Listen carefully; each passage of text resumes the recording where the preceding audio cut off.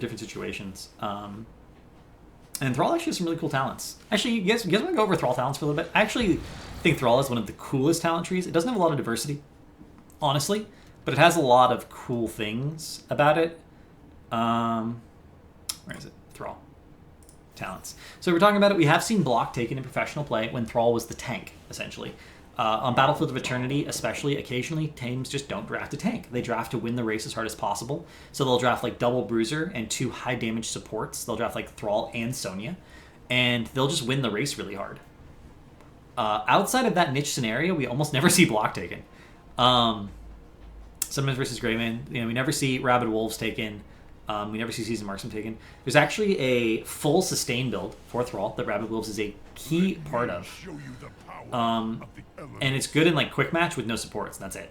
That's really all it's good for. So in competitive play, we never see it for very, very good reasons. But Rolling Thunder is the default because it gives you that increased range, so it allows you to be a solo laner. And it gives you mana sustain, which is absolutely critical. Ride the Lightning synergizes with that to give you a full stack of all 5 of Thrall's trait. Because it's every time he does damage with an ability, he gets 1 Frostwolf Resilient stacks, 5 Frostwolf Resilient stacks to heal. Well, with Ride the Lightning, your Q is automatically a heal, and it gives you 2 extra targets to get mana back from, so that's 50 mana for a 50 mana ability, right? Chain Lightning, actually for a 40 mana ability. So in theory, you can get more mana back than you spent with Ride the Lightning, whereas you couldn't do that before, so you can sustain a lane for a very long time. None of these talents are really worth considering over Red Lightning, to be honest. There's almost no reason to ever take anything but Red Lightning level 4, regardless of what you're going for. Follow through is the talent that gives you kill potential. I know Dreadnought said once, or was it Dreadnought? No, it was King Caffeine. King Caffeine said once that Thrall isn't a real hero until level 7, because Thrall without follow through isn't an assassin, which is reasonably true. Without follow through, Thrall doesn't really threaten enough damage on his own.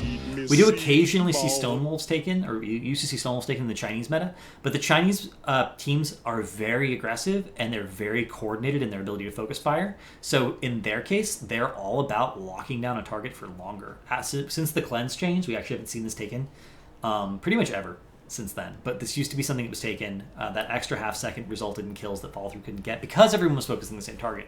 But if you're drafting Thrall as a solo laner, the extra damage he gets from follow through is more exceptional. And then in team fights as well, it matters, right? Earthquake's actually pretty good for setting up wombo combos if you have some other way to force the engage on top of Earthquake. But in general, Sundering is just better because you can get good flanks off of it. You can isolate a high value target and get that pick. It's almost always been Spell Shield and Giant Killer at this level. Again, Restless Wolves synergizes really well with Rabid Wolves for a complete sustain build. It actually ends up being a little bit better than Grace of Air if you're going for a full sustain build because you are going to go Forked Lightning at level 16. But again, that build is really only good for supportless QM games. It's not good outside of that. So you go Spell Shield if you're dying to ability damage, and you go Giant Killer if you're not. Giant Killer is not a great talent against everyone, but it's always extra damage, and extra damage always matters, especially if you're an assassin. And then you go Tempest Fury for basically the same reason. It is the highest damage talent at 16 by a huge margin. If you're in a situation where your tank is pussyfooting around and you can never really go in because you don't have a solid frontline backing you up to peel for you, because Thrall is a relatively fragile hero, you can actually go Forked Lightning to get for the additional poke. This will also give you an extra follow-through proc. It is strictly less damage than Tempest Fury.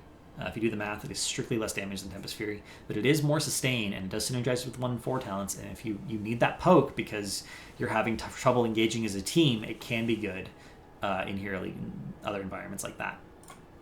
And then you should just always go Bolt unless you're about to end the game. So you can see Thrall has some cool talents. Some of them are very close to being good enough to be taken, but the majority of scenarios where Thrall is actually picked, he's picked as a solo laner.